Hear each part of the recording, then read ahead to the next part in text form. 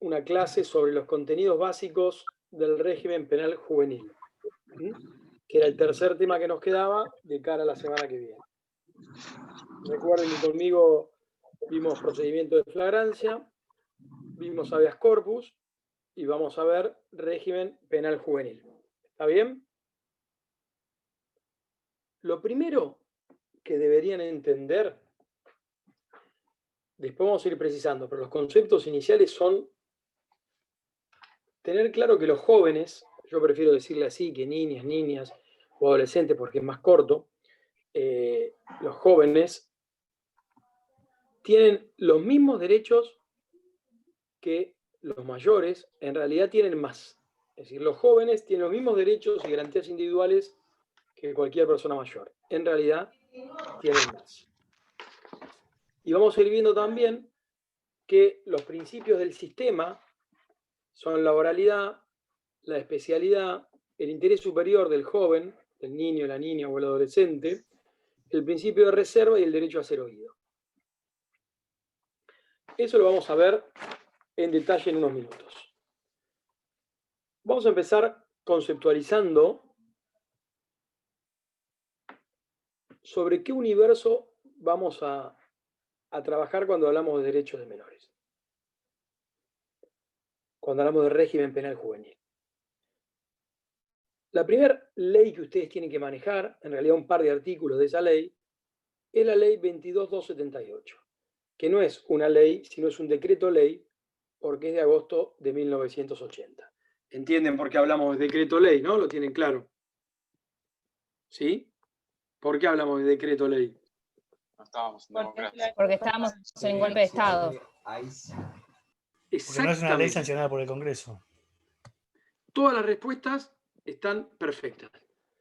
No es una ley sancionada por el Congreso estaba cerrado, aunque luego la Corte terminó validando algunos decretos leyes, le llama de esta manera, entre ellos este.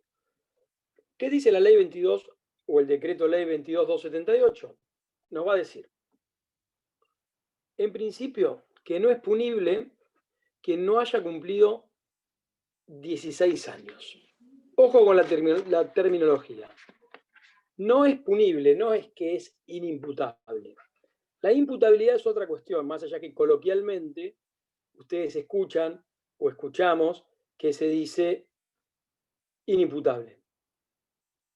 Para hablar con correcciones, no punible. ¿Qué quiere decir que no punible? Que no se le va a poder aplicar pena. Es decir, que a una persona que aún no haya cumplido los 16 años, no hay ninguna posibilidad de aplicarle una sanción penal.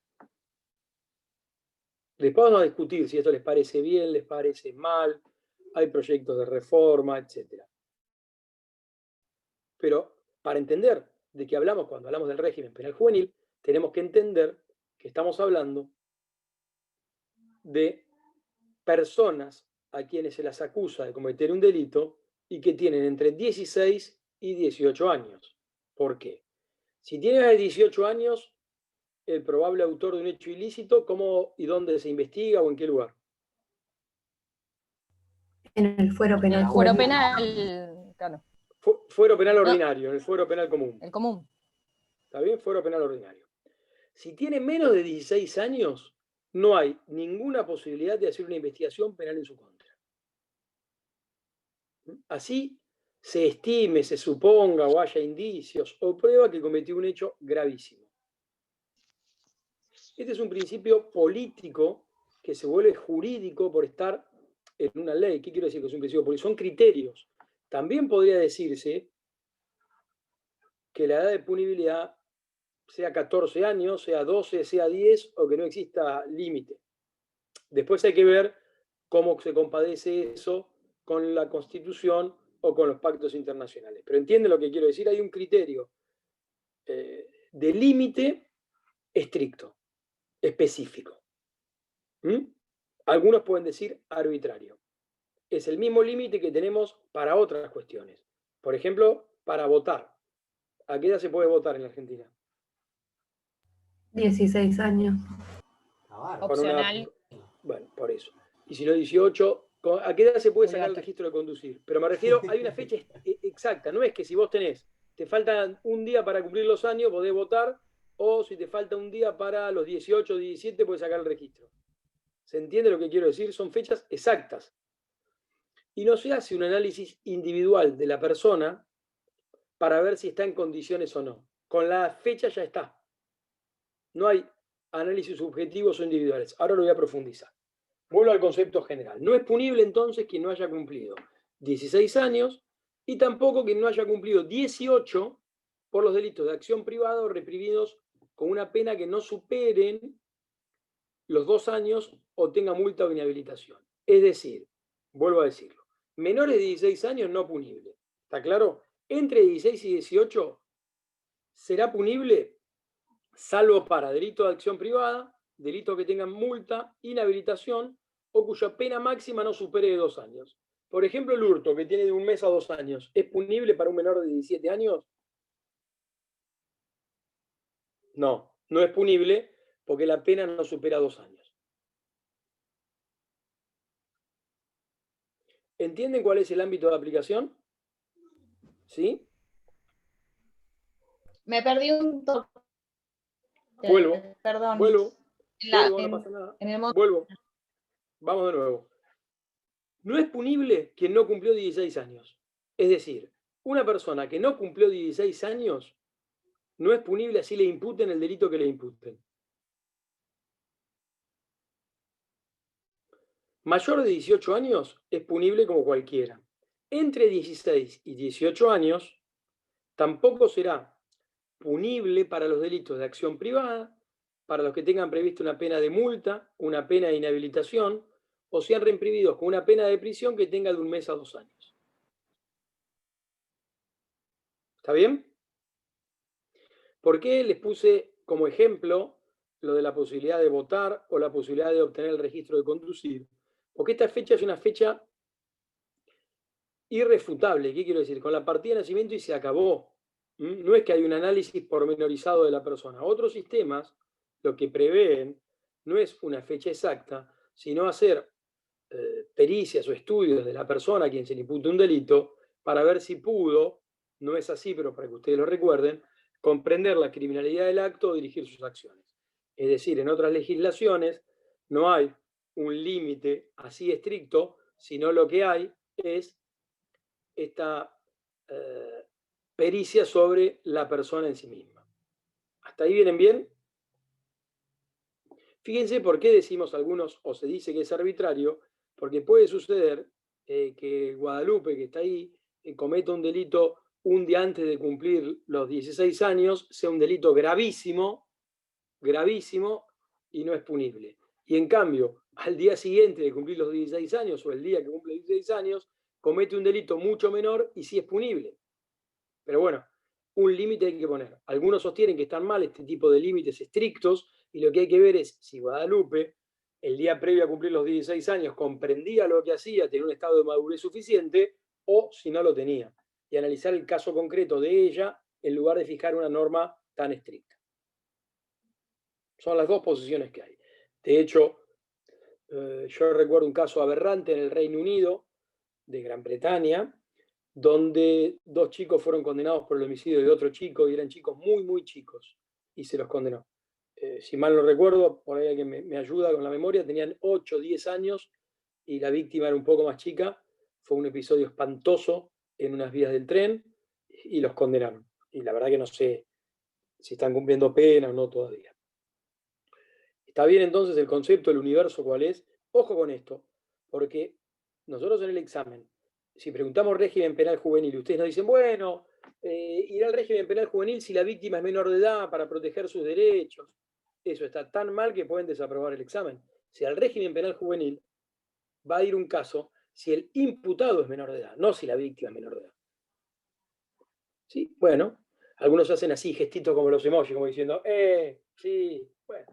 Pero, digamos, yo prefiero ser muy específico en las cuestiones. ¿Qué otra ley tienen que conocer? La ley 26.061. ¿Cuál es esta ley?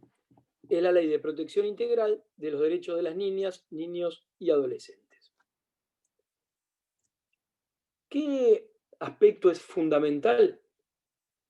Que los reconoce como un sujeto pleno de derechos. Los jóvenes son sujetos plenos de derechos. Tienen las mismas garantías y los mismos derechos individuales que un mayor. En realidad tienen más. Y se garantiza el cumplimiento de los mismos. En esa ley lo que se desarrolla es el principio conocido como interés superior del joven, o del niño, la niña y el adolescente. ¿Qué quiere decir? La verdad que ustedes tienen que hacer una interpretación literal en este caso y no se equivocan, que lo que hay que privilegiar en cualquier situación en la que esté involucrado un menor de edad es su propio interés. Hay algunos aspectos de la ley de ejecución que seguramente la van a ver con Marcelo Madina, la 24660, que es la ley de ejecución nacional, que también deben conocer. Esperen que estoy leyendo una pregunta.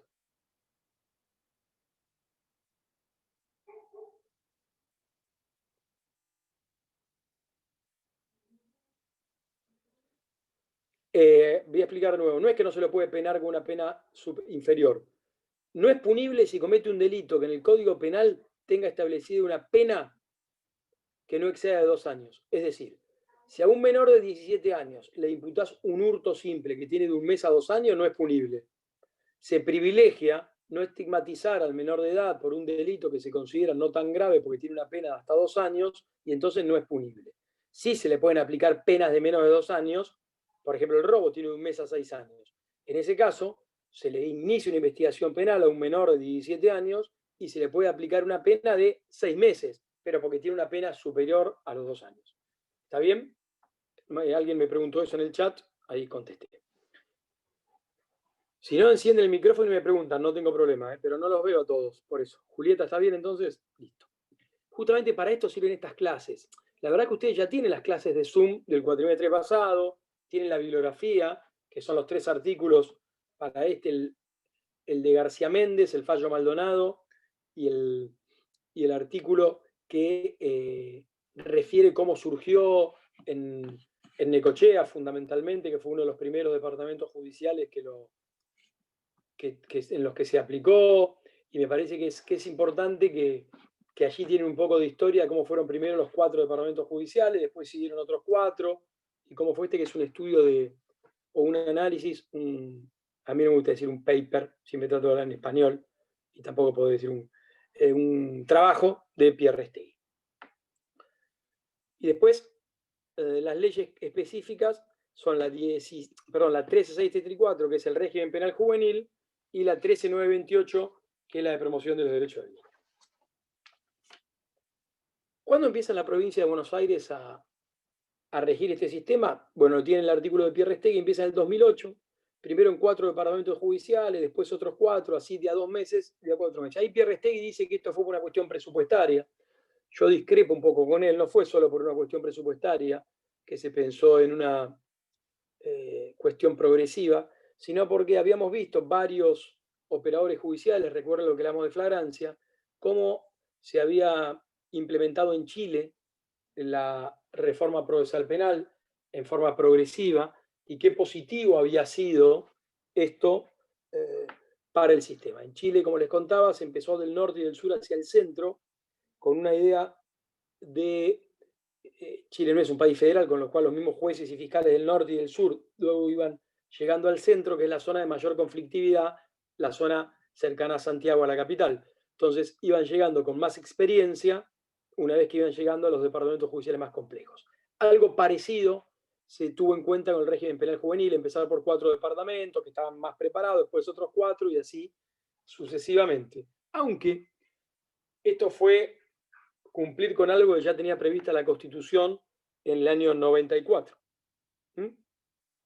Insisto, el joven como sujeto de derechos. ¿Por qué?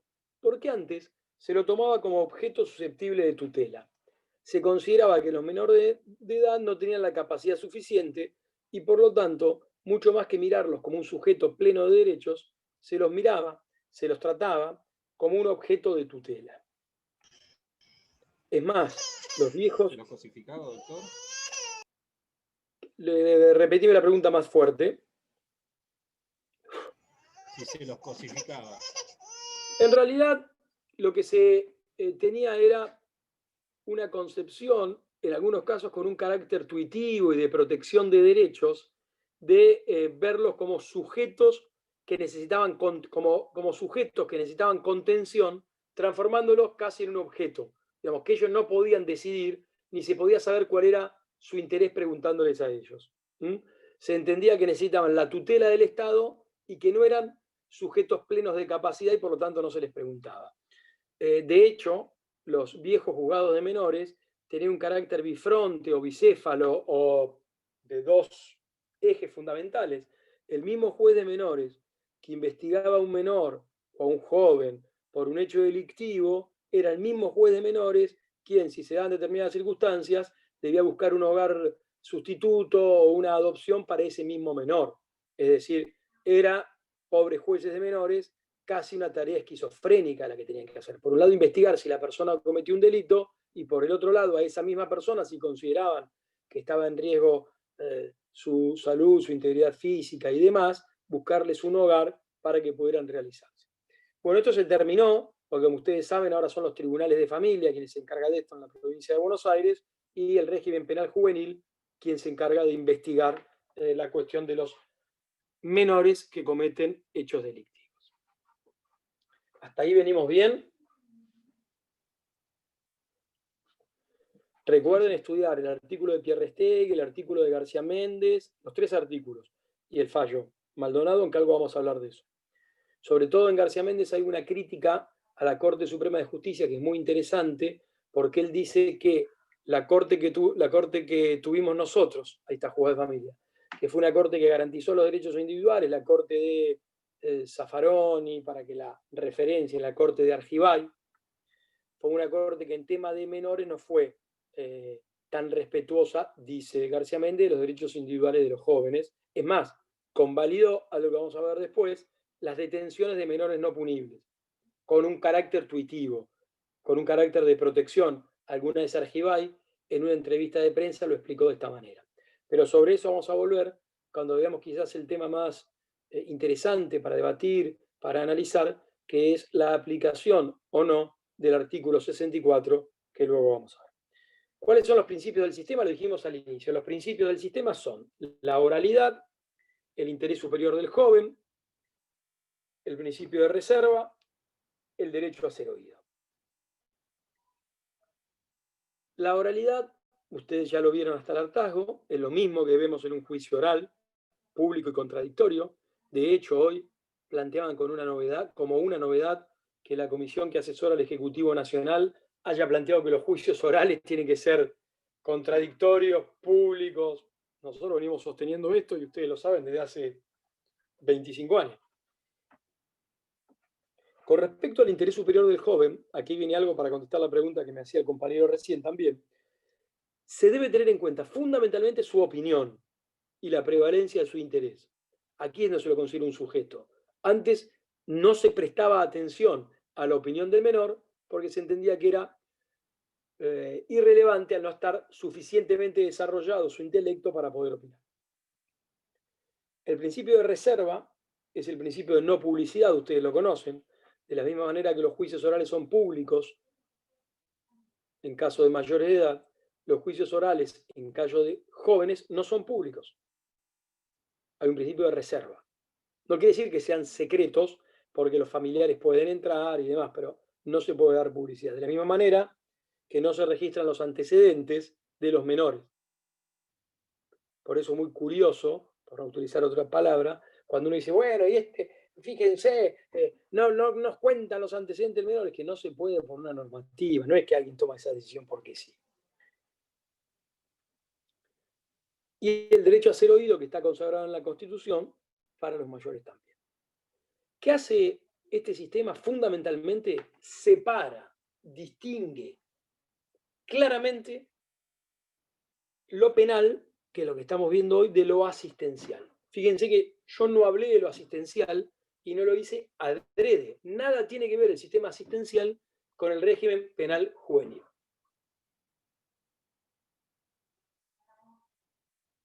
Tengan claro esto, por favor, porque si no entra en una confusión que luego les cuesta salir.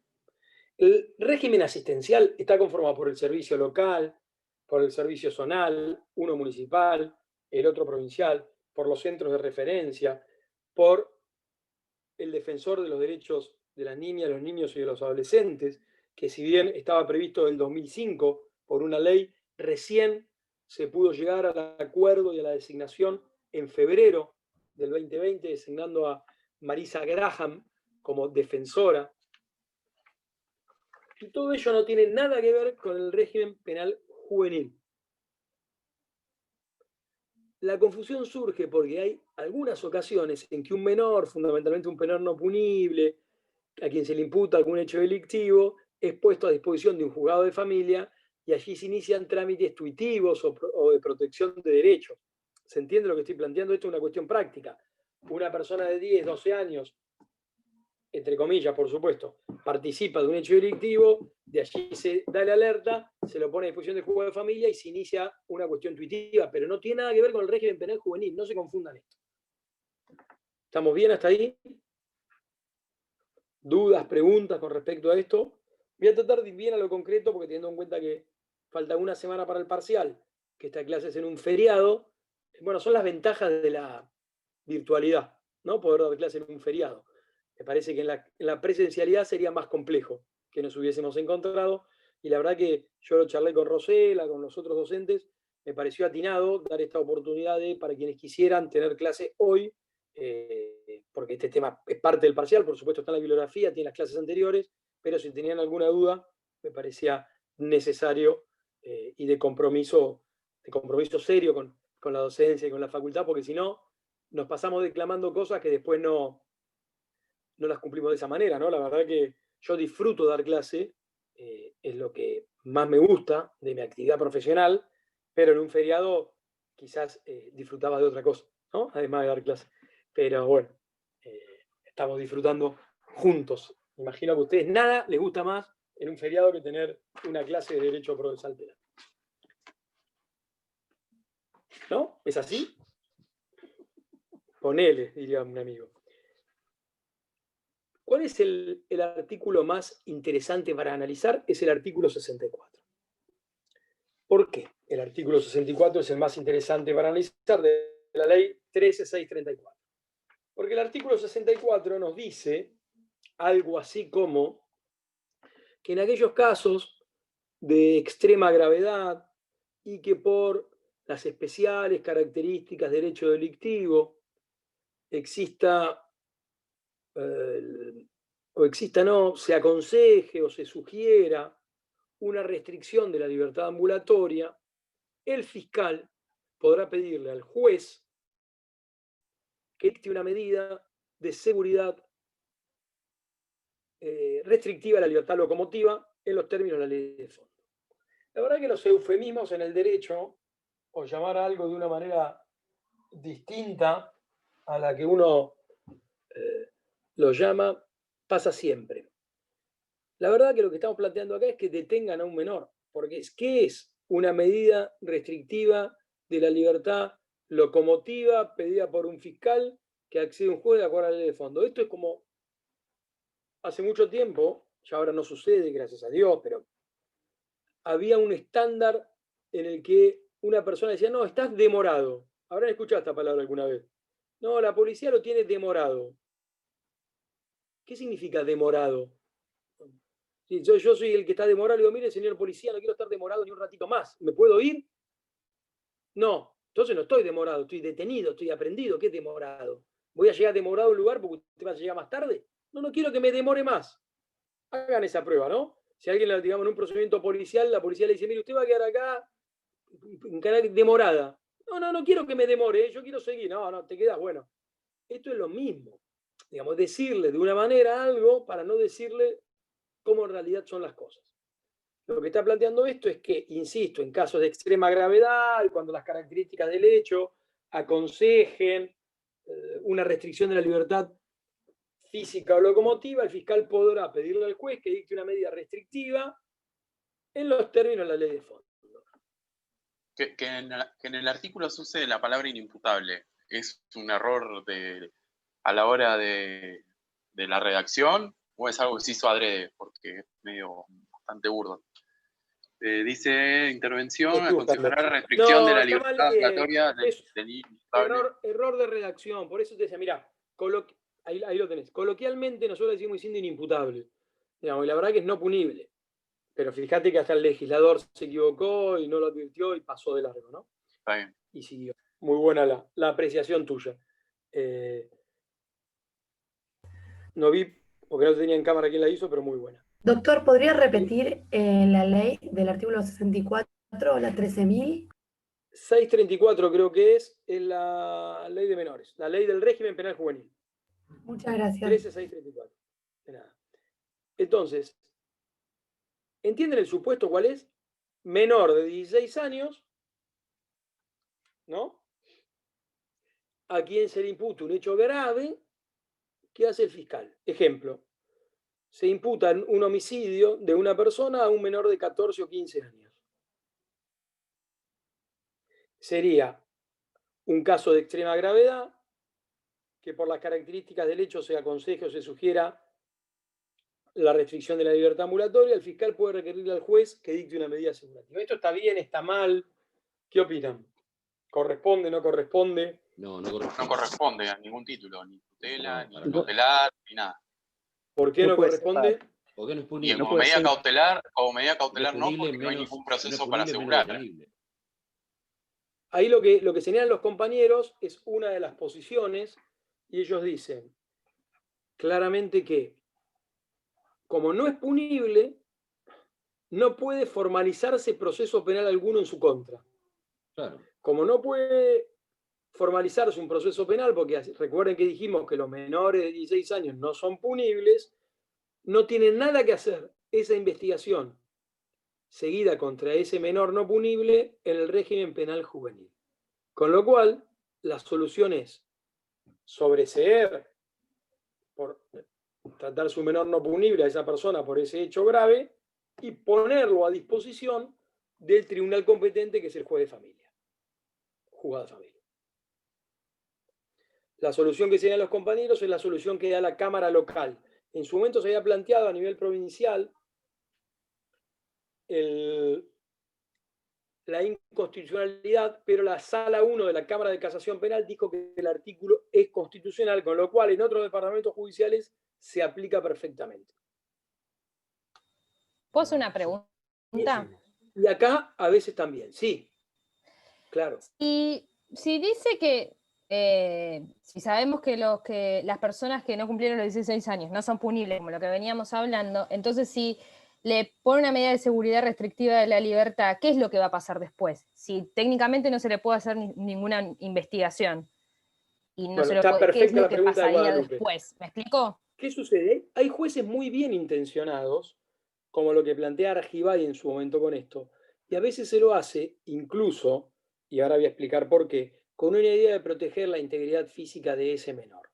Pensemos que esto se puede dar en situaciones en las que el menor está imputado de un homicidio, por ejemplo, de un miembro de las fuerzas de seguridad, y entonces algunos explican, y esto entiéndanme de qué manera lo estoy diciendo, que es mejor que ese menor se entregue y vaya a una unidad penal, por más que sea un régimen penal de menores, me refiero a una unidad penal, se entiende lo que estoy planteando, hasta determinado tiempo para que la situación emocional general o la conmoción se atenúe. Este es el objetivo que en una entrevista periodística, ahí Jonathan dice que en el Batán no le va a ir mucho mejor, que no lo sé, digamos, es contrafáctico casi todo lo que estamos planteando, pero algunos lo plantean de esa manera, dicen, no, es menos riesgoso para la integridad física del menor imputado de un hecho grave estar a disposición de un juez, por más que no se pueda por el 64, de esta manera, hasta tanto se vea la forma, que devolverlo o que siga estando en libertad. Porque además las medidas, y esto lo digo solo de costado, porque no es materia de esta clase, y mucho menos soy un especialista en ello, el juzgado de familia tampoco tiene muchas más herramientas que ella para con un chico de 14 o 15 años. Perdón, ¿le puedo hacer una pregunta? Las que quieran. En este caso, ¿no sería oportuno que el que toma la resolución evite el 64 y archive por el 40 directamente? Le digo porque estuve leyendo el tema. ¿Y qué haces Por con el 40 donde chico? no, bueno, está bien. Con el chico lo somete a un régimen tutelar dentro del juzgado de familia. Bueno, es que Pero no lo tiene detenido y sometido a bueno, proceso cuando en realidad no lo puede hacer.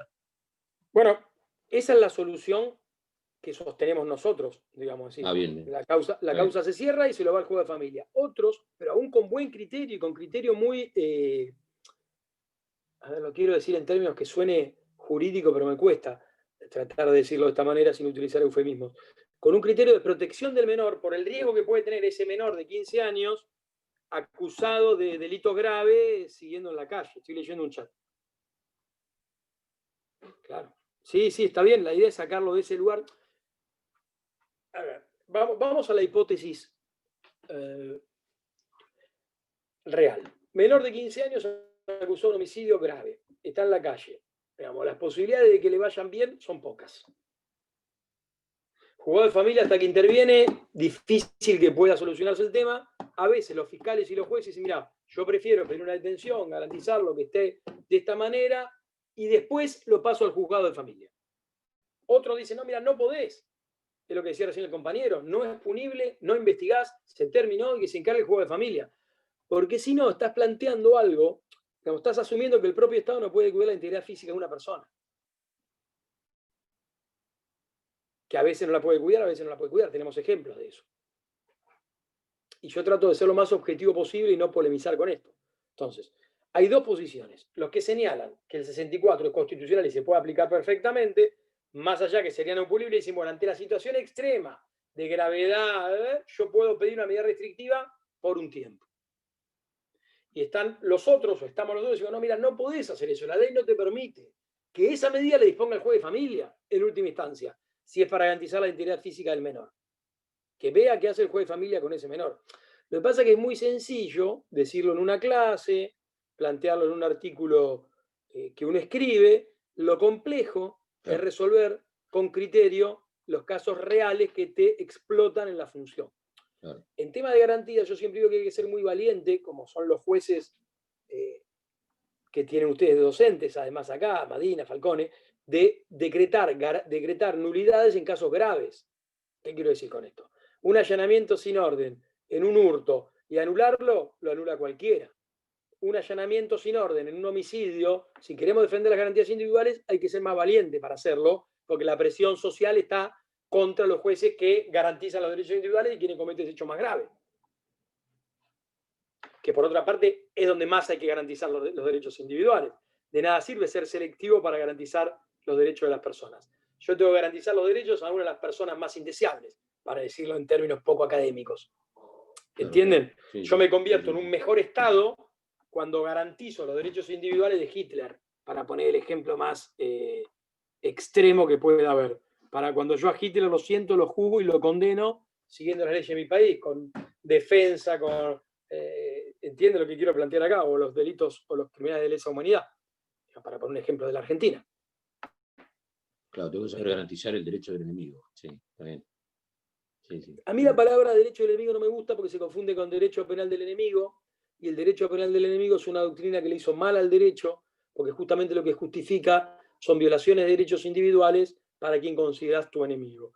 Y la verdad es que la consideración de enemigo la impone el poder, digamos, ¿no? Es decir, entonces el enemigo, sin decirlo, pueden ser los jóvenes de determinados sectores. No, yo me refería a delito de lesa humanidad, obviamente. No cualquier. Claro, obviamente. Está clarísimo lo que decís, sé lo que planteás, pero quiero aclarar esto porque el derecho penal del enemigo termina justificando, no en esto que decís vos, y lo dijiste bien, sino termina justificando, por ejemplo, el acta patriótica de Bush en Estados Unidos, consagrando, cuando le hacían planteos sobre las personas que tenía sometidas a prisión en Guantánamo o en lugares que ni conocemos, decía, bueno, pero no son combatientes, no son soldados, no son autores de delitos, son, no me acuerdo el eufemismo que utilizaba. Y bueno. Sí, termina justificando la tortura, sí. Ni hablar. Está entonces, lo del 64 entiende las dos posiciones. ¿Cuáles son? Digamos, ¿cuál es el sentido de una y de otra? La aplicación a rajatabla del artículo te lo permitiría. Si vos haces un análisis global, chocaría con la 2278, que dice que no es punible.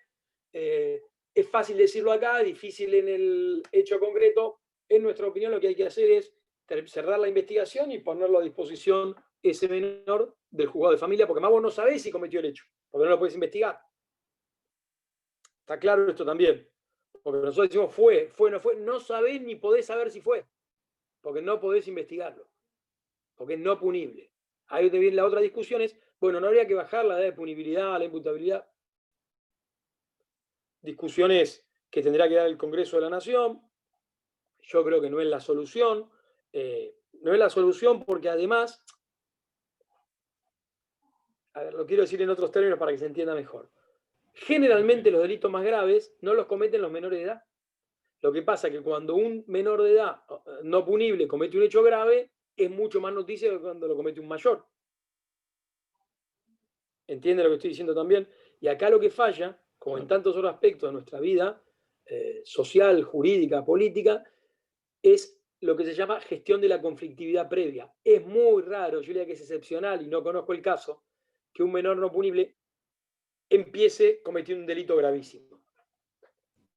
Al respecto sobre eso, Goodman dice que justamente es la cárcel la universidad del delincuente y que luego de estar allí dentro, cuando la finalidad de la 12256 o la 24660 utiliza el término de reinserción y resociabilización, como no se cumple porque se está en condiciones proclives, se tiende a reformar la carrera delictiva de la que también habla Cohen, una vez que se ingresa al sistema. Entonces, justo eso que usted estaba diciendo, ellos lo dicen claramente, dicen que un menor nunca comienza cometiendo delitos tan infames o de tal gravedad, porque para eso está la cárcel donde uno se ejercita y practica al respecto. Sí, también tenés excepcionalmente a alguien a quien digamos, el encierro le permitió alguna situación particular que es criticada por la sociedad en general. Los adultos suelen agarrarse de menores para cometer delitos, no tanto. La verdad es que hay un agravante que es ese, generalmente no es así. La verdad, yo creo que en eso hay mucho más de creencia, de que los mayores eligen a los menores para cometer un delito o los mandan a cometer un delito. Sí, lo que puede ocurrir es que si un menor con un mayor participan de un hecho delictivo, suele entre ellos haber un acuerdo implícito o explícito para que el menor, esto es más de la práctica penal, intente mejorar la situación del mayor, entre comillas, y dicho de manera muy rústica, haciéndose cargo del hecho delictivo y tratando de liberar al mayor responsabilidad, porque sabemos que la sanción penal es diferente. Pero eso de que mayores mandando a menores puede ocurrir en algún sistema particular, pero no en la generalidad de los casos en esto. Con respecto a lo que ejerce la previsionización en las personas, lo sabemos. Lo que planteaba creo que Abril, lo sabemos claramente. Claro, y sumado a ello también se da lo que se denomina la mutilación del yo. Está claro, las instituciones totalitarias generan esto. Yo no veo otra solución para determinados delitos. Yo no soy abolicionista, yo creo en un derecho penal mínimo. Creo que es esa la solución. Un segundo, que estoy leyendo el chat y por eso me distraigo.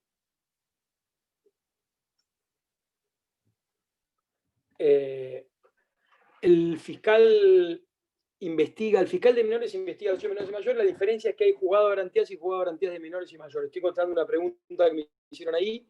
Si querés, después la ampliamos con el chat. ¿Qué genera la cárcel? Y vuelvo a la pregunta porque me interesa lo que planteaba. A eso me refería con lo de Batancito, que yo también en su momento puse. ¿Qué decías? Decilo. No, que no le iba a ir mucho mejor porque se sabe que cuando llegan, por ejemplo, solo para citar uno, va a tener que pelearse por las zapatillas, solo de bienvenida. Bueno, a ver, yo trato de hablar del régimen penal y no de la cárcel, pero va de la mano esto, ¿no? Yo les puedo contar un episodio. Yo era defensor oficial, asumo como defensor oficial, y el primer día o los primeros días, voy a tener una entrevista con una persona que tenía un juicio oral. Esta persona iba a ir a juicio oral por un hecho y había sido condenada por un homicidio de un hecho espantoso, un homicidio en ocasión de robo en el que la víctima había sido un policía. Esta persona que yo defendía, habrían pasado unos 7, 8 años de ese episodio, lo defendían en otro caso que había ocurrido en la cárcel. Pero me acuerdo que le comento a Cecilia Boeri, actual defensora general y ex defensora de la defensoría donde estaba yo, que iba a tener la primera entrevista con esta persona. Y me dice, no sabes lo que es, yo me lo acuerdo, dice, un nene.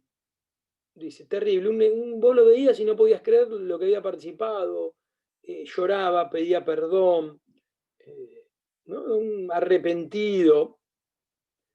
¿Cómo había sido el hecho? Él junto a su novia, él tenía 18 años y 15 días, su novia era menor y otra persona menor, fueron los tres a robar. Él ni siquiera usó el arma, lo había usado el otro, pero bueno, la responsabilidad de los tres lo habían condenado a una pena de prisión importante.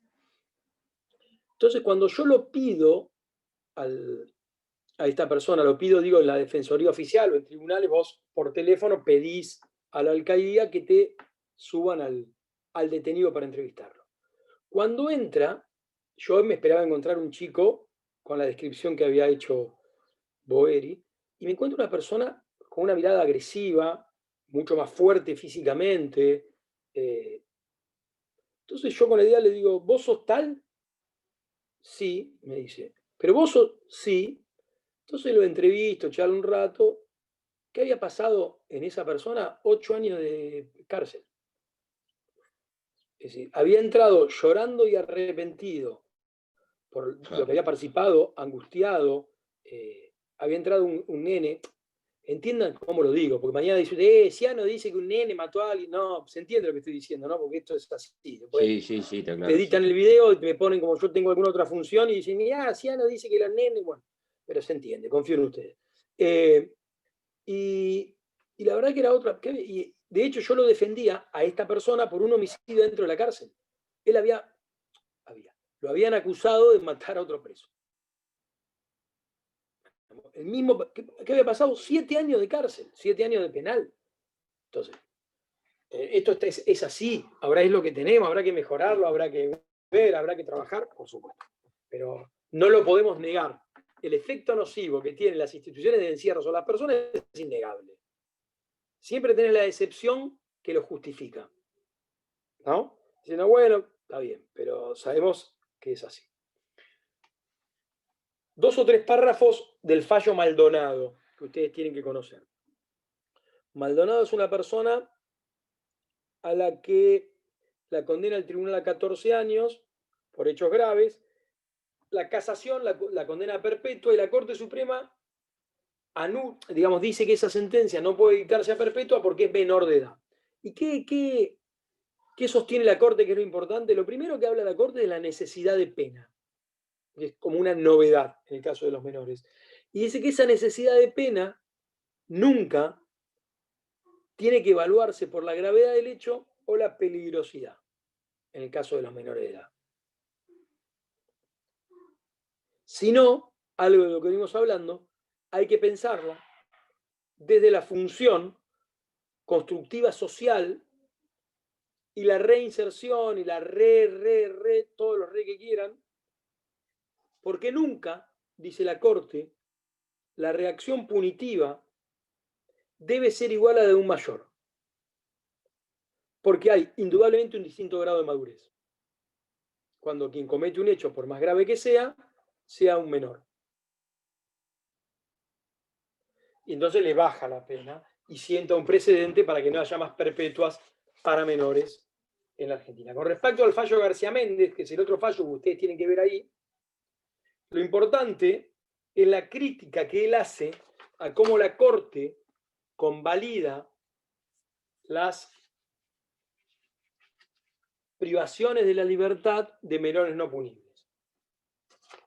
Insisto con esto, Argibay, cuando le preguntaban por qué, ella le decía que era para proteger a esos menores.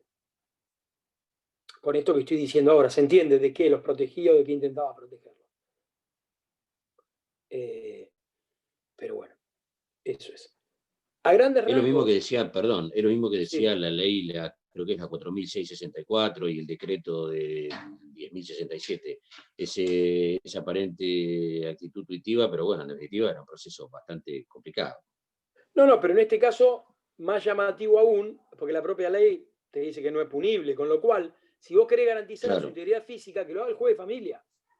Claro, Es decir, claro. que el juez de familia Tal cual, lo claro. proteja. Vos no estás para Claro. protegerlo. ¿Entienden Claro. lo que quiero decir? Más allá de las buenas Sí, está claro, intenciones, sí, yo sí. conozco de los jueces de familia, de los jueces de menores de la actualidad, de los jueces de garantía del régimen penal juvenil, y descuento en Argibay o en Zaffaroni. ¿Entienden? No lo hacían con un fin castigador, para decirlo en términos, lo hacían con otra finalidad, pero bueno, es así. Claro. Entonces, tienen que leer los 3 artículos, tienen que la estructura de la clase es la que les acabo de dar. Yo prefiero dar una clase hoy de 50 minutos, 1 hora, y no abrumarlos con temas cuando falta una semana para el parcial. Nos estaremos viendo, creo que el lunes que viene, las 15 horas, o después. No me pregunten la hora porque ya no sabemos, pero de eso Rosela y los genios del centro de estudiantes que se encargan de todo lo van a solucionar. Y veremos también cómo tomamos examen, de la misma manera que la otra vez. La verdad que el oral nos pareció mucho mejor. Y por supuesto que si no llegan al parcial, van al recuperatorio. Vieron que no hay problema con eso. Para nada.